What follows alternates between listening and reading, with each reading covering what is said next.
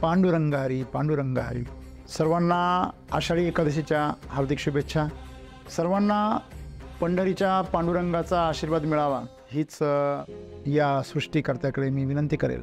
लाखो वारकरी आज पंढरपूरमध्ये दाखल झालेले आहेत. यातून त्यांना काय मिळतं? त्यांना मिळतो आनंद. मुळात जीवन म्हणजे आनंद आहे. ज्याला आनंद नाही मिळाला त्याला जीवन एक शाप आहे की जीवनामध्ये तुम्ही काहीही साध्य करा, भौतिक गोष्टी असेल, सांसारिक असेल, त्या गोष्टीमध्ये तुम्ही काही साध्य करा, तुमचा आनंद क्षणभंगूर आहे. आनंदाचा अभाव दुःख आहे आणि दुःख प्रत्येकाकडे.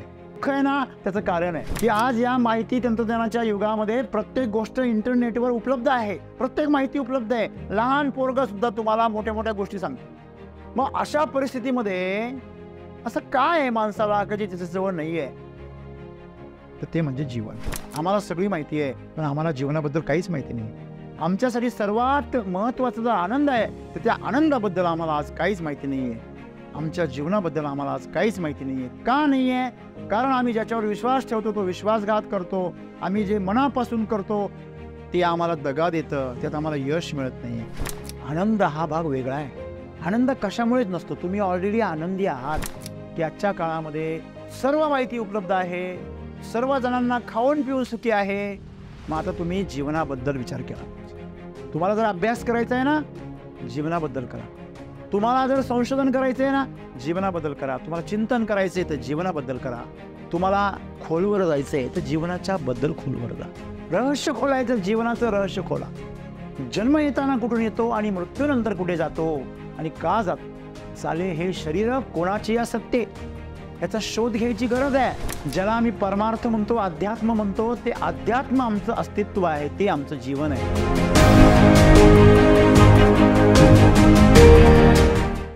मित्रहो, सर्वांना आषाढी एकादशीच्या हार्दिक शुभेच्छा. सर्वांना पंढरीच्या पांडुरंगाचा आशीर्वाद मिळावा हीच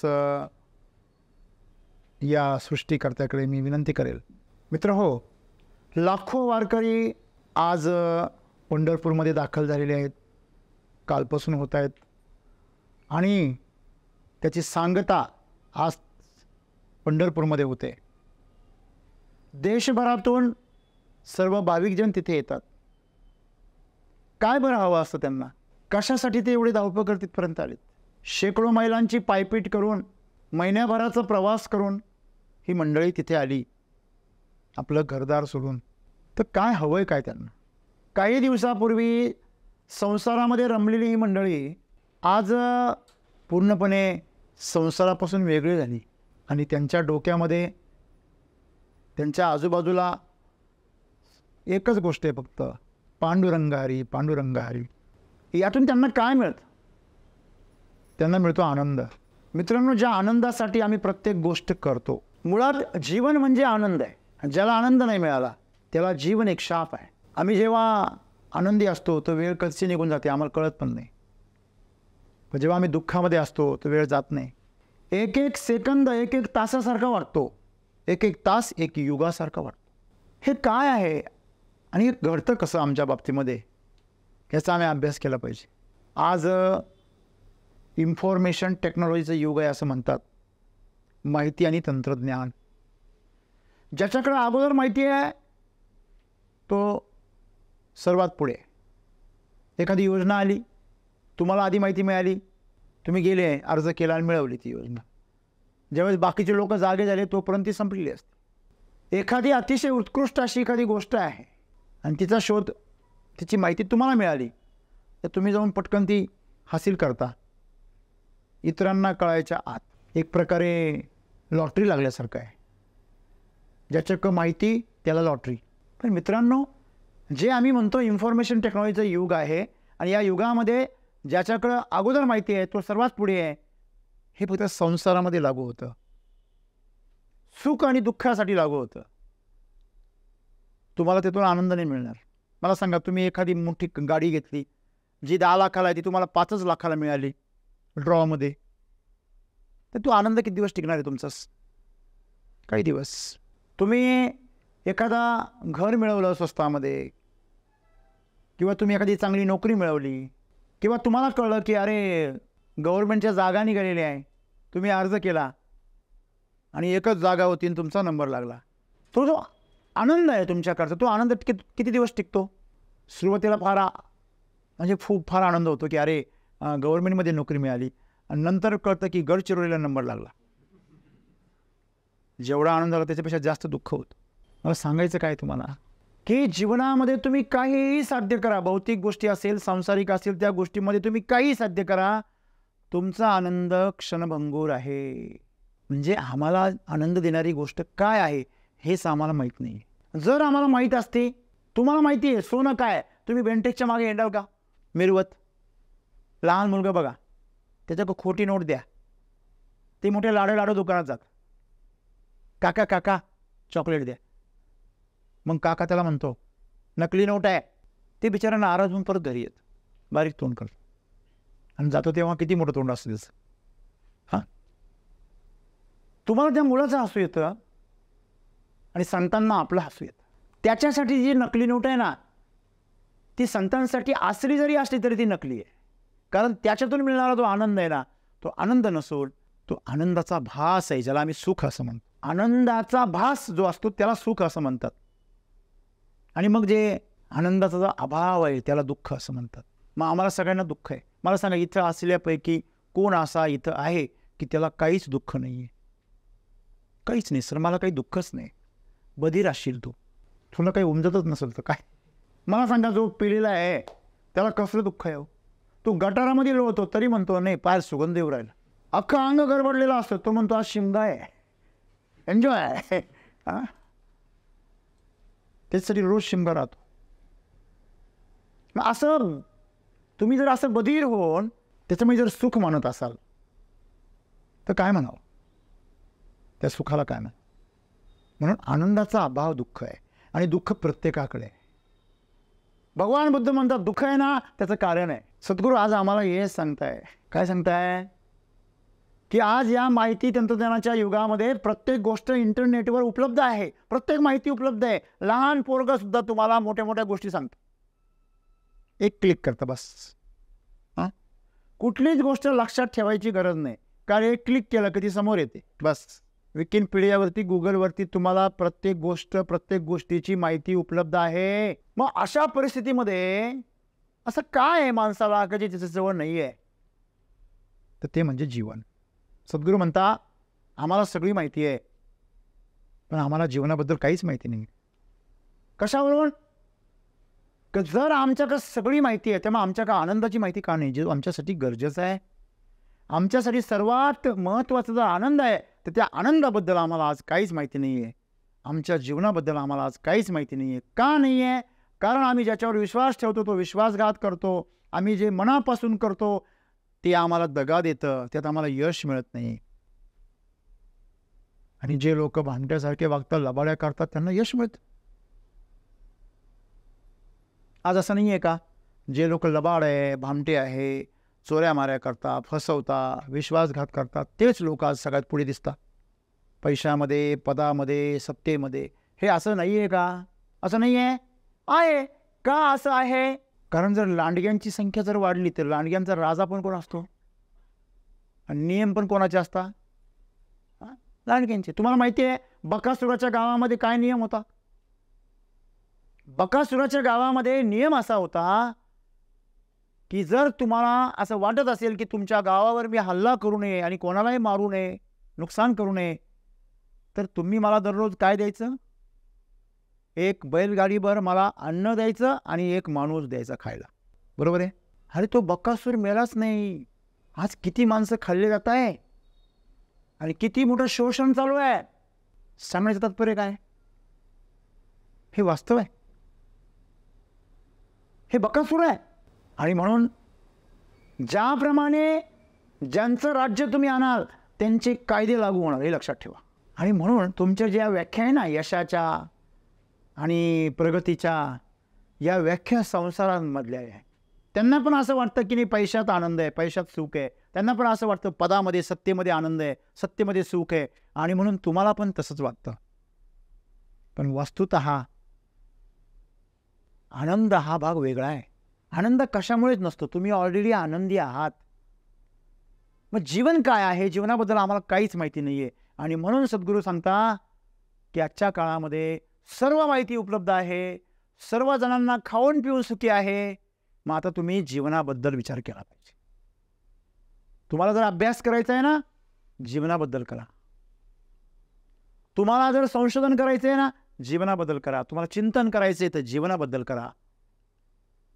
तुम्हाला खोलवर जायचं आहे तर जीवनाच्या बद्दल खोलवर जा. रहस्य खोलायचं, जीवनाचं रहस्य खोला.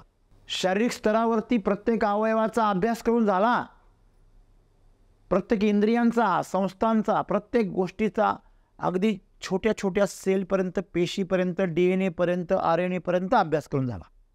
आता अभ्यास करायचा आहे जीवनाबद्दल. हा श्वास चालतो कसा, हा श्वास बंद का होत, जन्म येताना कुठून येतो आणि मृत्यूनंतर कुठे जातो आणि का जातो, चाले हे शरीर कोणाचे असते ह्याचा शोध घ्यायची गरज आहे. पांडुरंगाकडे का जातो आम्ही, सगळीकडं आम्हाला ज्यावेळेस लाथाळलं जातं, सगळीकडून आम्ही ज्यावेळेस नाकारले जातो, तेव्हा आम्ही ईश्वराच्या दरवाजामध्ये का जातो. आणि जर आम्ही सगळ्यांनी स्वीकार केलेला असताना देखील आम्ही जर ईश्वर स्वीकारला तर मला वाटतं कोणी लाथाळायची आम्हाला हिंमत करणार नाही. आणि म्हणून ज्याला आम्ही परमार्थ म्हणतो, अध्यात्म म्हणतो, ते अध्यात्म आमचं अस्तित्व आहे, ते आमचं जीवन आहे. परंतु आम्ही त्याच्या आजूबाजूला जे काही निर्माण केलं, मला सांगा, तुम्ही हे कपडे घातले त्यांनी तुम्ही चांगले दिसता, सुंदर दिसता, जरा सभ्य दिसता. दादा गुरु फक्त लंगोटीवर आहे, उघडे नागडे हिंडता. आम्ही असा विचार करतो, काय आहे हे शरीराचं प्रदर्शन, काय? कारण ते आमचं अज्ञान आहे. आम्ही या बाहेरच्या गोष्टींमध्ये अडकलेलो आहे.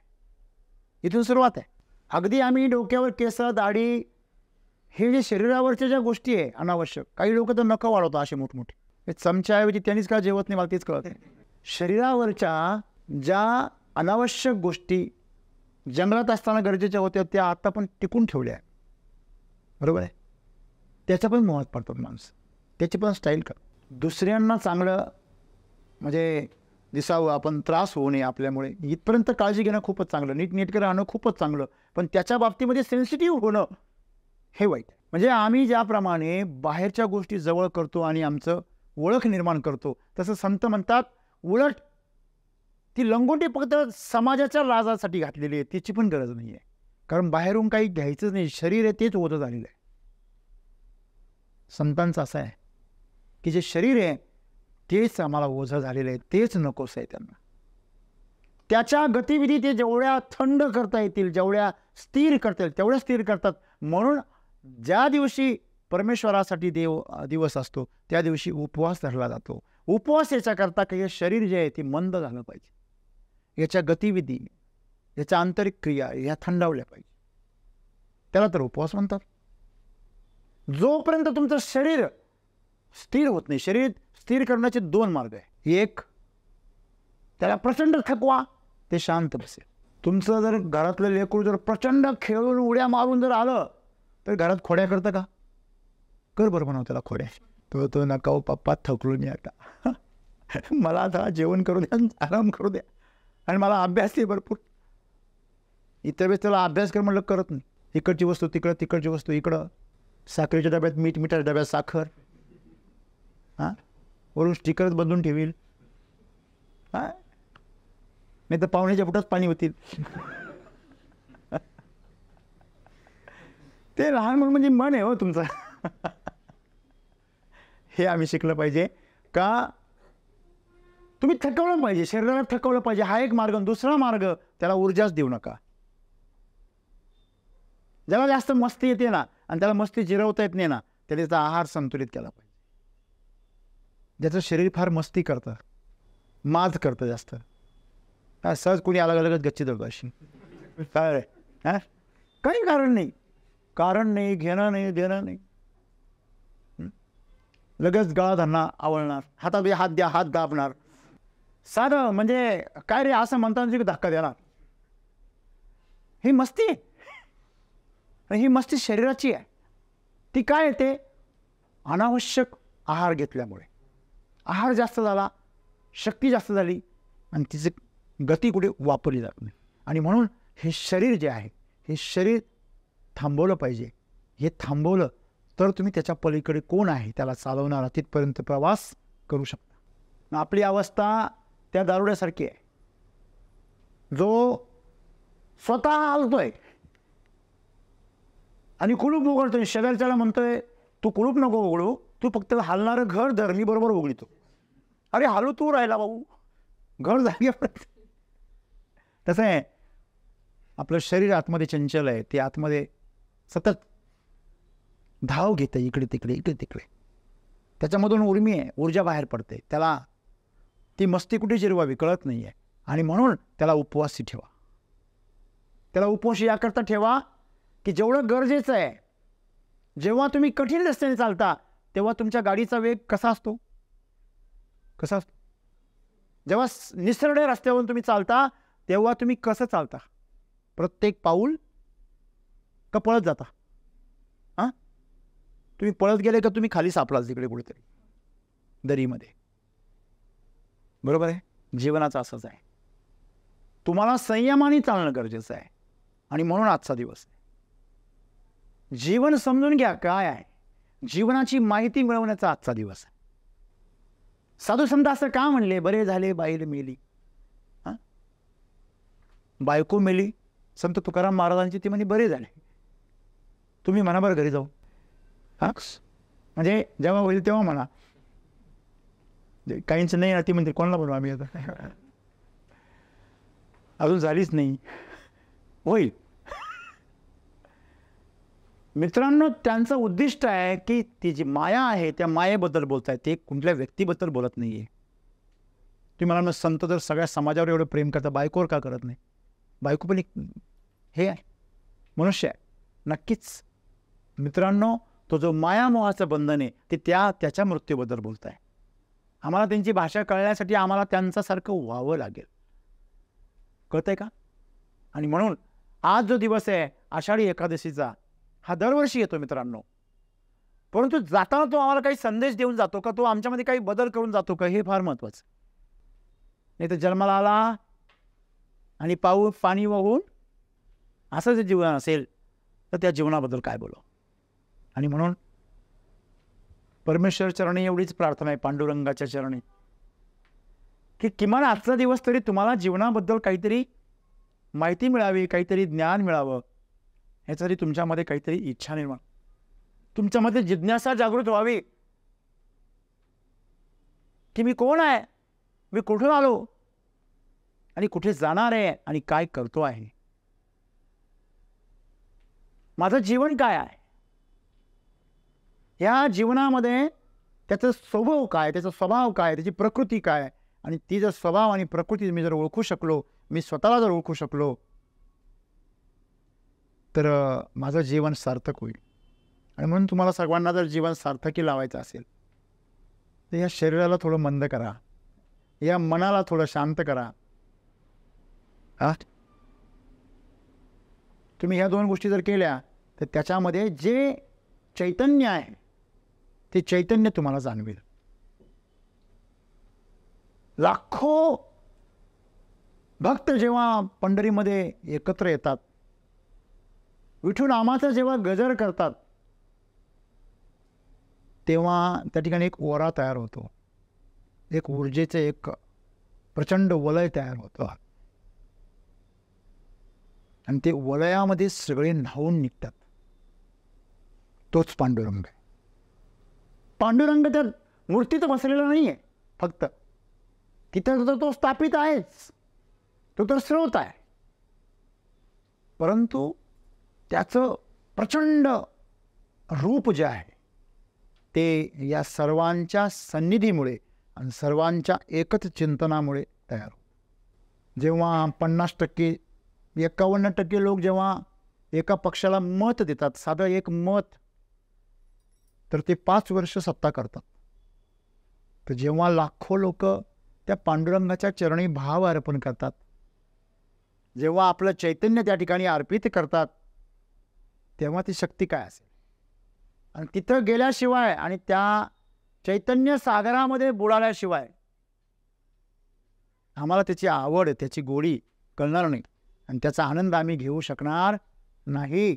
जीवन जर कळायचं असेल मित्रांनो, तर जीवनाचा उत्सव जिथे चाललेला आहे, जिथे आनंदाचा सागर आहे, अशा ठिकाणी आम्ही गेलं पाहिजे आणि जीवन काय याचा अनुभव घेतला पाहिजे आणि तो अनुभव करण्याचा आजचा दिवस आहे. धन्यवाद.